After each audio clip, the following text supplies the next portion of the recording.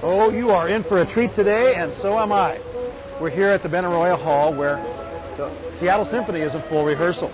Today we're going to be backstage, listening to them, and also talking to two of their principal members about life as a symphony artist, their music, their instruments, and symphonic life. Bassoonist Seth Krimsky has been a member of the Seattle Symphony since 1986 and is principal bassoonist since 1991. Valerie Muzzolini is a native of France and is beginning her third season as principal harpist for the Seattle Symphony.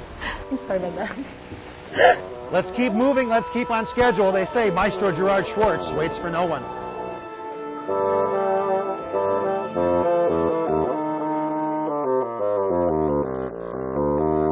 Is that a new instrument for you? This is brand new. It's my new baby.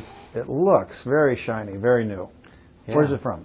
This is from Wiesbaden, which is in southern Germany. Biebrich am Rhein, it's near the Rhine River. It's about 20 minutes outside of Frankfurt.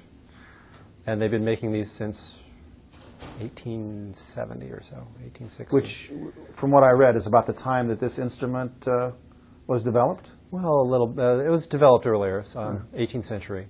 It comes from a 16th century instrument, which in turn comes from a 9th century instrument that was developed in Baghdad, they think. It's a woodwind. It's a woodwind. And that's wood.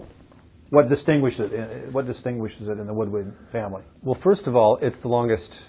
It's the longest, except for the contrabassoon. It's the longest in the woodwind family. So you've got a little U at the bottom. Yeah. This is a 7-foot tube, between 6 and 7 feet, and from the end of the reed to the end of the bell. It also has all these thumb keys. The clarinet and the oboe and the flute, they have one thumb key. The bassoon has, well, there's 9 thumb keys right there, and there's another 5 over here. So these are doing that all the time. And that really distinguishes it. And the other thing is that it's a double reed. And the oboe family, they all have double reeds, the oboe and the English horn and the bassoon and the contrabassoon. But it's really probably kind of hard to see. There's a little opening in it. Did you make that? I made this. I made a bunch of them. Uh-huh. And they just make a funny noise when you blow through them. So that's where the sound comes from. I actually have to carry a lot of those around. Like a fly fisherman. Yeah. So what's the reed made out of? It's made out of cane. It's a cousin to bamboo. It's Arundo donax. And it's horribly invasive like bamboo. So people tend to keep it away from developed areas. I know somebody who's got some growing in a pot because apparently you can grow this stuff on one side of a freeway. This happened in Southern California. It grows on one side of the freeway, the 405 as a matter of fact, and can send shoots underneath the entire freeway and come up on the other side. Now you're from Southern California. I'm from Southern California. But how long have you been living in the Northwest? 17 years. And when did you become the principal bassoonist for the symphony? In 1990. I saw in your bio that you actually compose music, too. Yes. Where has that taken you? What are you working on? Right now I'm working on a piece for the Seattle Chamber Players. Really? And that's going to be performed in October. And I did a piece for them last year. They liked it, so they're letting me do another one. What instruments? The new one will be for flute, clarinet, bassoon, violin, cello, bass, and percussion. It's kind of based on an old form. It's called a church sonata, and it's based on it that it's slow, fast, and it alternates between being plaintive and lyrical and frantic. So how long a piece? Probably about 20 minutes. Really? And to do it, to write it, to compose 20 minutes worth of music, how much time for you does it take? Oh, it'll take me the rest of the summer. Really? Yeah. And did you come to music naturally, or were you mathematics, or were you a prodigy? I was supposed to. No, I was not a prodigy. I didn't start playing bassoon until I was 15. Really? If we can hold it up. This stretch down here, you have to have pretty big hands, and even this stretch up here. So I didn't know what it was for the first.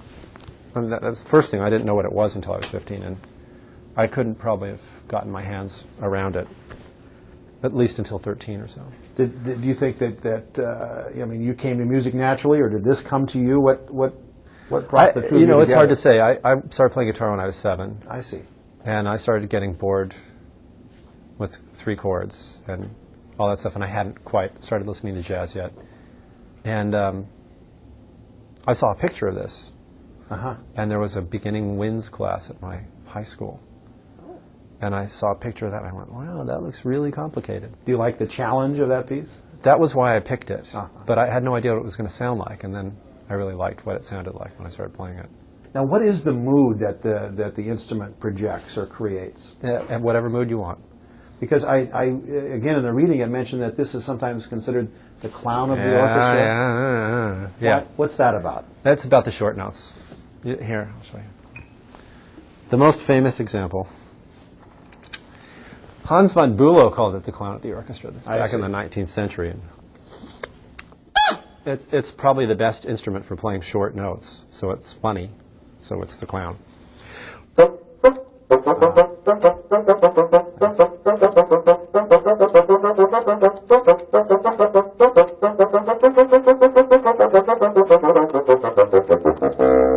So, I don't know. You're not laughing.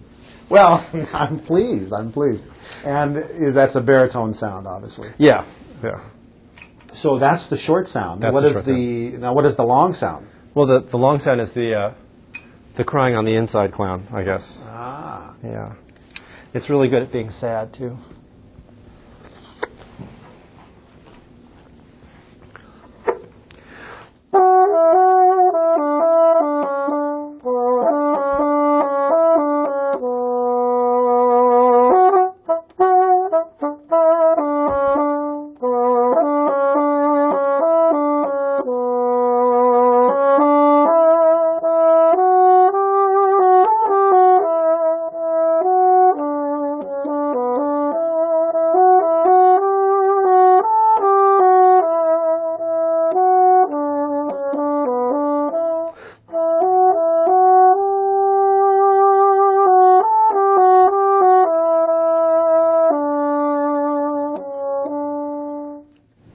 Beautiful. Do you see yourself as an individual artist? Now and then. Uh-huh. When there's a chance to do it. But yet you're working with 90 other people. That's the good part. In what sense? Well, 90 people all playing together it's like riding a big wave. I always play my personality. I always play how I think something should be going unless I'm told to do it otherwise by the conductor. And what is your personality in the music sense? Well, if it's from one period of time, it'll be how I perceive that should be going from that period of time, from what I've learned over the years, and from what I think the composer is trying to say. Seth, show me a little bit of the challenge of using this instrument. What do you find that's challenging, or what can change in the use of the bassoon? Well, the first thing, and the most immediate part, and the only part that actually is going inside you as the player is this reed that's in the mouth, and they're completely undependable. Really? Every piece of cane that they're made out of is different than the others. Weather affects them, air pressure affects them, use affects them, and the whole key to whether it sounds any good at all is whether the reed's good. So and you soak it. And it's got to be wet, or it doesn't vibrate. Uh-huh. So that's the first part. The second part is there's a lot of keys on here, and they all have to move at exactly the right time. There's a lot of combinations where you're going from like something like this in the left hand, or where if it's not exactly at the right time, there's little noises in between the notes, and then the air has to be going through it exactly the right amount all the time, and we often get things that are quite difficult. There's a famous solo, Stravinsky, Rite of Spring, that starts on this high C, and I don't even know if I'm going to get the high C out right now because I'm not warmed up, but it has to be very soft, and it's high note, and you just don't really know if it's going to come out or not.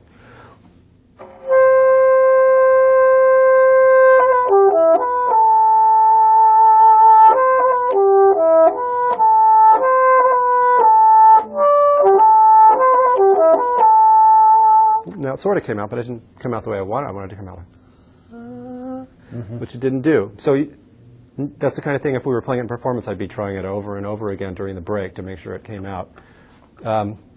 So you have to be really kind of a compulsive perfectionist personality to get this to sound good, because it takes a lot of work. A lot of rehearsal. Practice. A lot of practice. Excuse me. And as a kid, how much time did it take you to even approach mastery with this? I'm barely approaching mastery now. Really? I would say it was about probably an hour and a half or 2 hours that I was practicing. when I was 15, except for the days where I decided I didn't feel like practicing, like any 15-year-old. You worked with a mentor. Yes. Who was? Absolutely. His name was Norman Hertzberg. His name is Norman Hertzberg. He still lives in the same house where I took lessons. And who was he to you? I mean, he was my surrogate father, really. uh-huh. I was, at 15, I wasn't getting along so well with my father, and here's this guy that was a really amazing teacher and a great player, and sort of, I didn't have to argue with him because he wasn't my father. So I learned a lot of things about music, and he taught me in such a way that still, whenever I sit down to play, he's sitting there next to me Really? saying. Has he come seen you play? Yeah, he's seen me play. That must have been a great moment for you. Yeah. Seth, we have to go to another rehearsal, and we're going to listen to Valerie, the principal harpist. Okay. But if you would, can you play me a little exit music? Sure. Something I love listening to this. Exit music. Bassoon.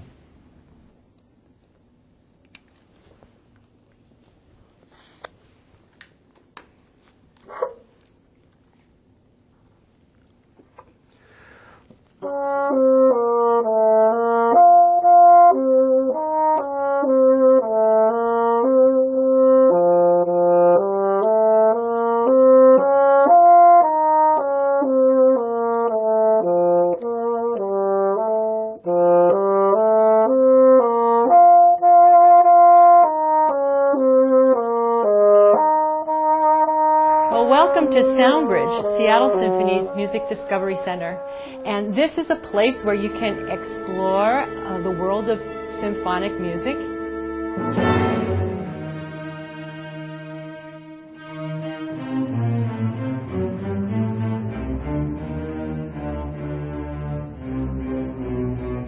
to do something else now? Okay. You can do that independently with exhibits.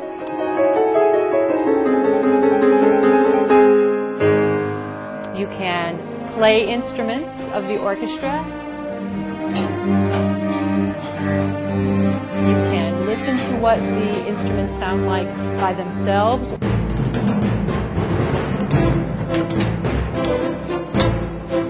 There's a listening bar with over 500 recorded works, complete recorded works, from the Renaissance through new music that's being written today. Every day there's musical storytelling where children's books have been interpreted in a musical way.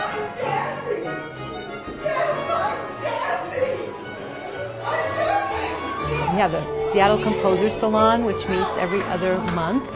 We have lectures and symposia where you can actually meet the composers and the conductors and the orchestra musicians. One thing you don't want to miss is the Science of Sound wall, which shows the relationship of music to the sciences. We can come over here, and you can actually play a marimba. And as you play, you get to see the wave shapes on the oscilloscope. And you also get to play the harp and see the shapes of the string waves.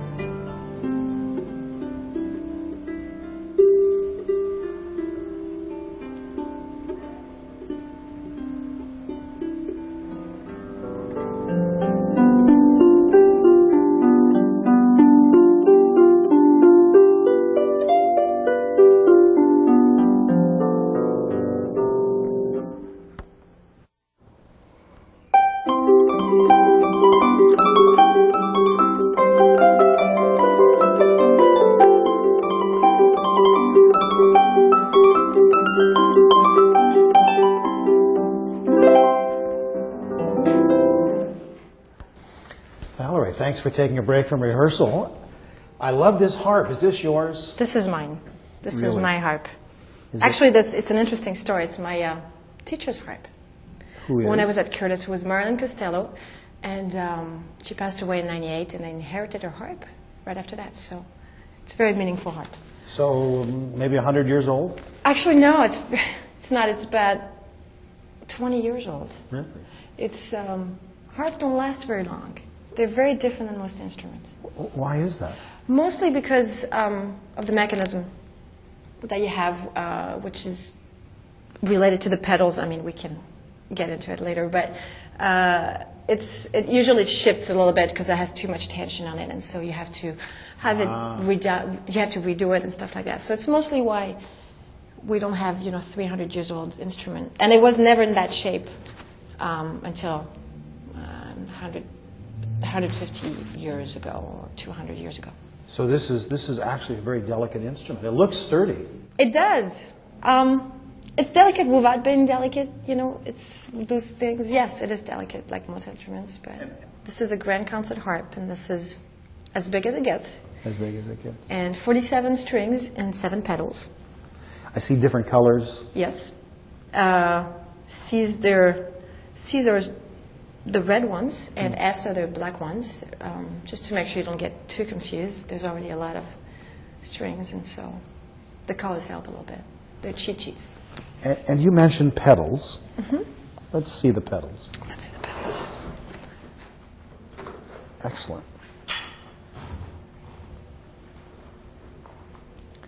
And the sound is coming out of the reverberating back? The sound is coming out, yes, a little bit from the back, but mostly from that table. I'm not sure. I'm trying to think of the word in English, but the soundboard, there you go. The soundboard. And yes, so it's mostly just coming this way, but it resonates in here. If you put your ear here, when you play.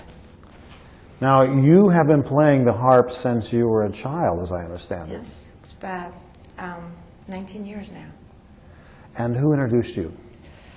My mom was a musician, and she played in the orchestra in Nice, my hometown, in France, and they went on tour one day, and I was there, and we walked in that church, and there was, before the concert, and there was this harpist playing, and I'd seen the harp before, but I never heard it by itself, and I heard it then, and I was like, that's what I want to do, and she put my fingers on the harp. I was about 7, and this woman ended up being my teacher for 11 years in France, and that's how I started.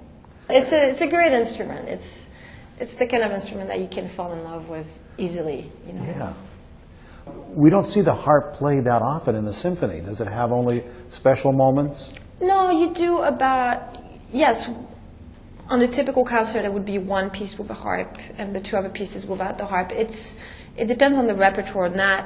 There's not that much repertoire before the 1900s because composers didn't know the harp. They didn't really include it in their repertoires that much. I mean, you do have a concerto by Mozart for flute and harp. With harp, you have several pieces by Handel, and then after that, Beethoven only wrote 1 piece with harp. Brahms only wrote 1 piece with harp. They were never comfortable with the harp. Wagner was really comfortable, but not Beethoven. So, is it an instrument that we only hear in classic music, or is it used in? No, they've started playing it as a jazz instrument, and it's a different format. I don't think they use the old ones like that. They're starting building some acoustic ones and a little bit more on the edge kind of look. And but yes, it's mostly classical and contemporary. I mean, within the repertoire. What does it really project, sound-wise? Sound-wise, I think it depends on the harpist. Really? Yeah, it depends how you approach your instrument. And So what personality are you bringing out when you play? I don't know. That's a tough question. Well, play it for me. Let me play something that's that's your personality. That's my personality. Yeah. Wow. Okay.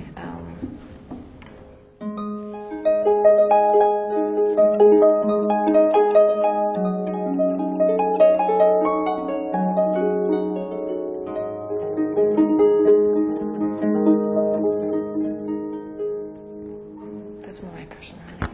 And the mood? The one, it's very enchanting, I guess, or féerique would be the word in French. I don't know how to translate that very well. It's pretty. It's a pretty instrument. And mystery too, I think. Yeah, a little bit. Yes, a little bit. It's very soft. It's not something. I mean, you can play very loud with it. That's not what it is, but I noticed that when I came in, it was very loud. I always think of it being soft and melodic, but yeah, but that was just my warming up to get into it and make sure I can have the technique and the strength to like go through the day. When you pluck on those strings, do they break easily? No, they don't. Uh-huh. They don't break easily. They don't. I mean, mine. I think I'm also really lucky. This harp has been very good to me as far as strings go. You have to keep them, fairly new. These, you have stills here. You have guts all the way up. I put guts all the way up to here, and then you have nylons here. The gut ones are the most sensitive ones. Like this octave here would break every 2 or 3 months, and so you have to keep that. Let me hear the highest, or some of the highest ones. So this is guts. It resonates a little bit more than the nylon. If you hear it. That's fascinating. And the deep tones? That's quite a range. Is that? Yes, it's about 6.5 octaves. Wow. It's a little bit smaller than the piano range, but Really? not too much. It's interesting to be a one-share principal, which is, my title is principal harpist here, and it's always you, and there's no one around you who's going to be able to do your job. And when you play, there's only you who plays. You're not, like for violins, they have 16 or 18, or Right. there's a bunch of them playing together, or even the woodwinds instrument have 2 or 3, and even though they don't play the same part, they still have their section. I don't. I'm like by myself. You have the tuba is in the same position, and the timpanis are in the same position, and the piano and stuff like that. So it's for me, it puts a little bit more pressure on the person, just because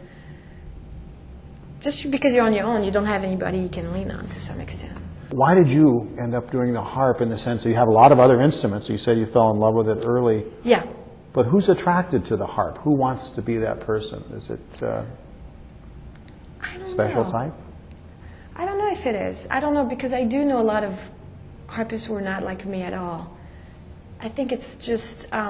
Masculine, feminine? It's more feminine than masculine to some extent, a little bit. I think at least it's the history of it is more masculine. Well, actually, that's not really true. Sorry. The 2 big teachers in the States were both male, and the 2 greatest teachers who built the American schools to some extent were both male. And so, I don't know, but it is more feminine than masculine, and just the way it looks, and especially this harp is all golden and just pretty, and I think people have a hard time associating it to men. Mm-hmm. But I do have some friends who play the harp extremely well. What are the challenges that you've faced and overcome through the years in dealing with such a delicate instrument? And well, there was many challenges for me. When you're little, you start on a smaller harp, obviously, and you usually start with a Celtic harp, and the Celtic harp doesn't have the pedals; it has leathers, and so it's easy. Actually, the harp is an easy instrument to approach, unlike the violin or the trumpet or any brass instrument, which it's harder to get a nice sound out of it or to get a nice little tune out of it. The harp is easier because you have the strings and you can play it, just like the piano. It got harder when you change the size and you grew up and you have to add the pedals, because you not only have 2 hands that work differently, but you also have 2 feet that work in coordination, and that's the very tricky part about the harp. It was very difficult, and I almost quit the harp actually when I was 16, because I was like, oh, I can't do that. And then I didn't, which is lucky for me, I guess, because I love it too much. It would be very strange for me not to be doing this as a living, I guess. So the pedals, I think, were the most challenging one. It's also, when you play too much, you have calluses and blisters and all those things, and but it goes with it. It goes with the job, and you don't mind it too much. It's not that difficult. what's to learn? What else do you have to learn? Repertoire, sound, technique, some more. You're never done with this kind of thing. With this kind of you're never done learning or just improving in general. Give me a little taste of what you're working on right now. What am I working on? I'm working on a lot of sound technique, which is the approach, the way you plug the string and the way you press the string, as opposed to your typical. Like if you come here and plug the string, come here, just plugging this. Okay, and me it's Like I'll try to get this sound out of it, which resonates a little bit more. And try to get a big sound without having an aggressive sound. You know what I mean? Do you see the difference? Valerie, you seem to use your ear a lot. Are you playing by ear? I'm using my ear just to listen to my sound and to make sure that it's what I want. I also use my ear on in here just to hear the resonance and to usually check my tuning when I'm in the orchestra and I don't hear very well with everybody playing. So. With everybody playing. So you listen through the wood. Yep, because this is where the sound gets, and it's very loud actually if you put your ear there. So where are you headed with this? Play something that you're either learning or... Muffling. There's a lot of resonance in the harp, and so I'm always trying to get less resonance by muffling with different fingers, and it requires a certain technique. And so every time you learn a new piece, you have to work on that technique to some extent. Is this a lifelong task? Yeah, I think lifelong so. joy? Yeah. Lifelong art? Yeah, you got to become the best, you know. How far are you from that now? I'm not even close. I don't know. It depends on if you're the kind of personality who's never going to be satisfied with not as good, you know what I mean? Like you can always improve, I think. It's my kind of personality. How long have you been with the symphony now? 3 years. I'm finishing my 3rd season. I like it here. Mm-hmm. I like it here. It's very nice. I'm starting to like it's far from home, but I like the city, I like the people, and we'll see. As long as I do that, I guess I should be happy. Valerie, we know you need to go to rehearsal, so thank you very much. Thank you. It was a pleasure.